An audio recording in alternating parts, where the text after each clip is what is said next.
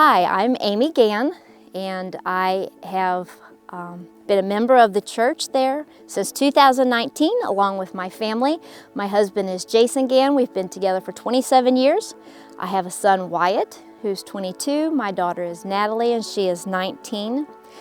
And I want to share, thankfully, on behalf of the request of our church, my story as a cancer survivor and thriver. And I want to say from the very beginning that the two words that have gotten me through everything are these: but God. Oddly enough, I did not have any cancer effects going on. I was having stomach problems, ended up in the ER one night, and the doctor came back in after a CT scan and said, "We're not really sure why you're so sick because your guts are all really nice and healthy, but did you know you had a spot on your lung?" And I said, "I did not know I had a spot on my lung." But at that very moment, I knew they were going to eventually tell me it was cancer. What made you feel like that? I just knew. I don't know why. I have no reason to have cancer, but I knew it was coming. But I also had a peace. I've had a peace the whole entire time that I can't put my finger on other than Jesus. I mean, he just knew what I was going to go through, and he had prepared me. So at that time then, of course, my primary doctor sent me on, had several tests, several x-rays, sent me to a lung specialist who said, "You know what, you're young, you've never smoked, you don't have cancer history in your family. I don't think that's what it is. It's probably a spot left over from COVID. Let's watch it for a couple of months." I'm good with that. I didn't want to have a biopsy or anything else, so we'll watch it for a few months.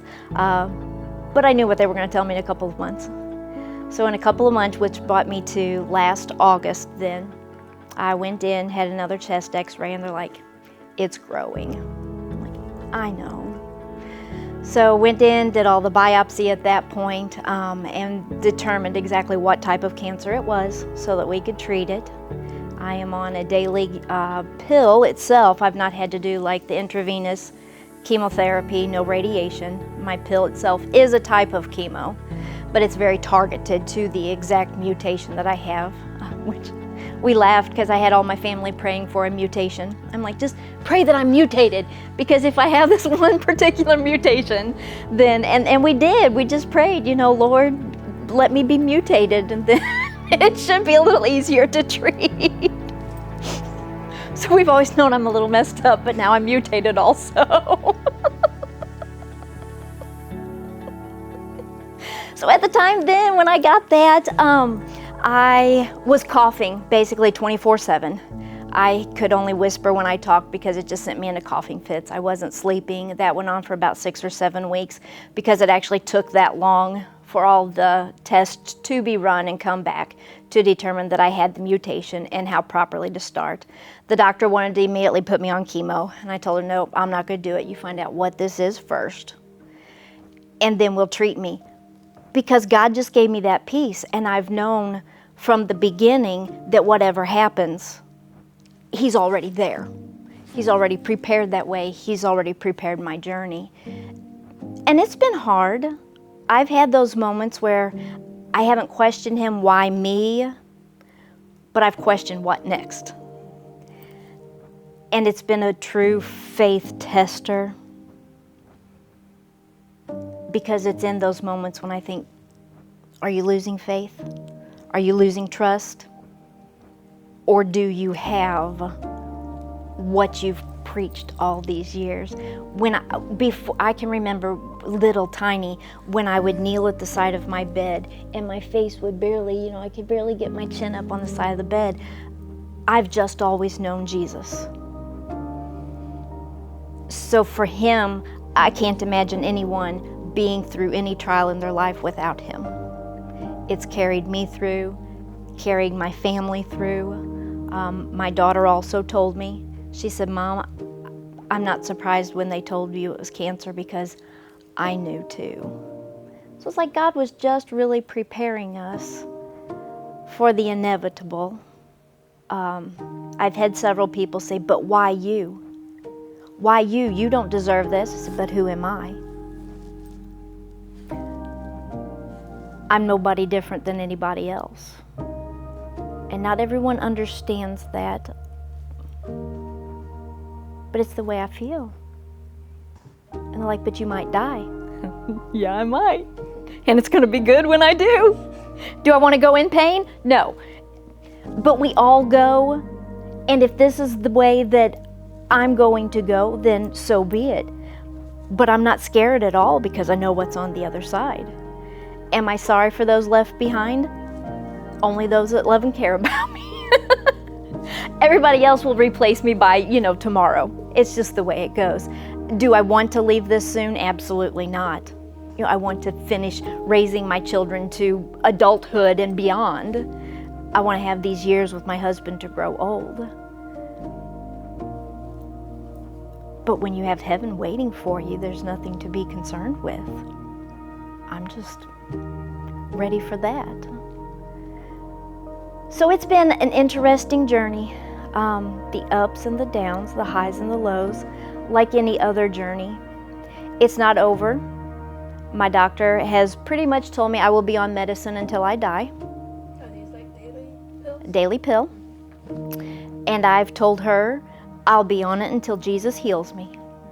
And that's why I think I can say I am a survivor, because I will survive cancer. It will either be through that miraculous healing that He gives me here, or He's going to take me on through my salvation. And that's where survivor comes in. But why I say I'm also a cancer thriver is because I'm living life. It hasn't really slowed me down any at all. There's side effects to this like there is everything else. Don't look too close because I'm losing my hair. My hairline's kind of jagged like this. And what's growing back, it's my silver crown coming back in. It's beautiful. Kind of crazy. The worst part about the medicine is that it messes with my mind. It slows me down. I call it my brain fog. I have the hardest time trying to think of words sometimes to finish my sentence, which is difficult for me because I'm usually a very quick talker and I can usually have comeback answers pretty quick. And now I've become very boring because I can't think of anything to say sometimes. But it's good because you know what? In the midst of all of that, we laugh. And my family laughs with me. And my friends are learning to laugh with me. And everyone's learning to finish my sentences. And I'm letting them. So there's a lot of growth that comes through a trial like this. I have been a giver, and now I've had to be a taker because I've had to learn how to accept help from people. Our church family here, friends, my family, a couple other churches that I have just ministered through and to throughout all of my years. The meals that came in, I would sit and cry. I work part-time at First State Community Bank, but first and foremost, I have always been a homemaker. And to be able to feed my family is huge. I love to cook, I love to bake, I love to feed my family. And when I can't get out of bed to do that. But the meals came in, and my family was always fed, and they were taken care of. And when people would call and say, "How are you?" then I would find out that they're also calling my children, and they're calling my husband, and I had people calling my mom and my dad and my sister, and how are you doing? Are you making it through okay? What can we do for you? And it's little things like that that carries a person through a tough journey. But the biggest thing was right after my diagnosis, on a Sunday evening, and I'm not really even sure who planned it. I didn't even know it was coming until about an hour before it happened. I had some friends who had stopped by, a couple, and they stayed for quite some time, and it was very odd for them to do that. And finally, I was kind of like, mainly because I was a little tired, but I'm like, Jason, why are they still here? He's like, we're getting ready to have a prayer meeting. I'm like, a prayer meeting? Like here? He said, yeah. I said, honey, I don't, I'm all about prayer. But at the time, I couldn't talk. I didn't feel well. I was drained of everything. He said, they're just coming. Whoever comes will be outside. We're going to do it in the front yard. You can just sit on the porch and you don't have to talk to anybody. And the first person showed up. And then 3 or 4 more people showed up. And then a church van pulled in. And I had 4 or 5 churches, several different denominations represented. Family. I had friends. And when it was all said and done, I had someone tell me that they counted about 75 people in the circle in my front yard. And they prayed for me. And it was getting dark, but individuals would just jump in and pray. And as I identified each voice, I thought, they're here because of me. And it was so humbling. And it was also on the flip side. I told somebody later I felt like I was at my own funeral. Because, you laugh, but in some of the prayers, they were saying things that you usually only hear people say to each other at a funeral. So it was such a blessing to know that I had maybe affected someone for the Lord, because that's my biggest desire, is to be able to bring Him to others and to hear them say, God, I need you to heal Amy because this is what she means. It was encouraging. It was edifying. To be lifted up in such a manner and know that those prayers were just reaching to the Lord on my behalf at a moment when the doctor looks at you and says, you have stage 4 lung cancer and you will never get rid of it. And I had 75-ish people bound together by their hands, telling the Lord that the doctor didn't know what she was talking about. And I believe that wholeheartedly. She cannot write my story. My story has already been written. And I'm going to trust completely in the author, because there's nowhere else that I can put my faith. And so if He miraculously takes it, I'm going to keep on thriving and surviving. And if He takes me home, I'm going to keep on thriving and surviving.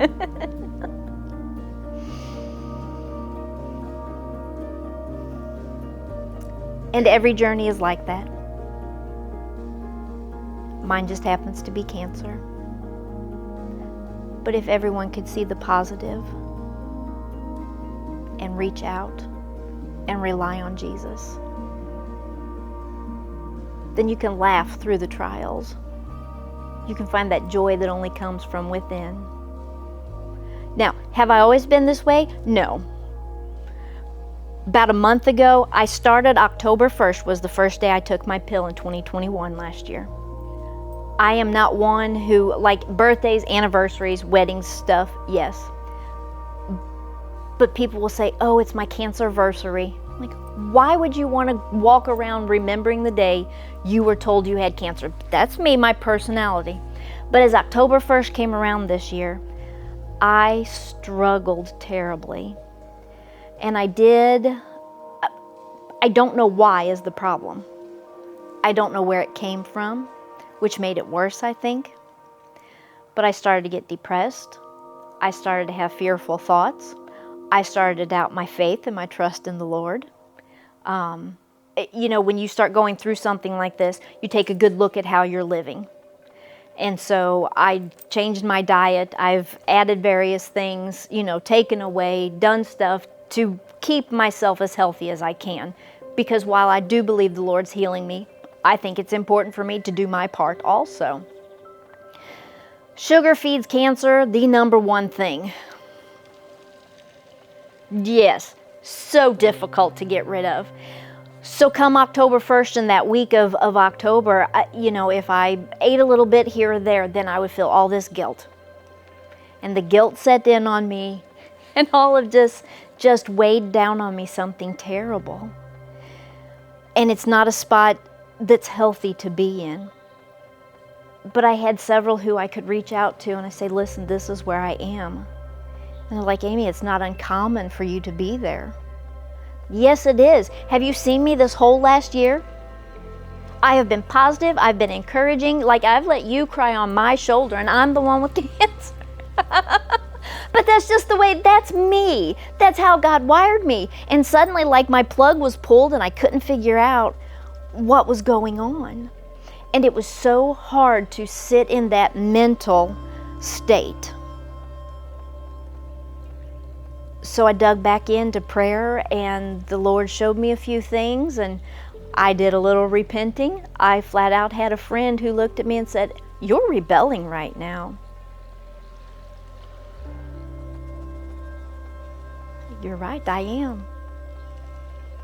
So to have a Christian friend who would honestly just look me in the eye and say, "Listen, lady, I'm hearing a little rebellion." So much comes on a journey like this that I didn't expect. I thought that since I didn't break down at the diagnosis, that I was good to go. But a year later, it hit me, and it surprised me. And now I'm pulling myself back out, and here we go. I have another CT scan coming up on the 18th, and whatever happens is going to happen. And I'm okay with that again. My peace has returned, and here I go, with my family and all my friends right along with me. I don't go anywhere alone, especially with the Lord. Take Him everywhere. So that's my story.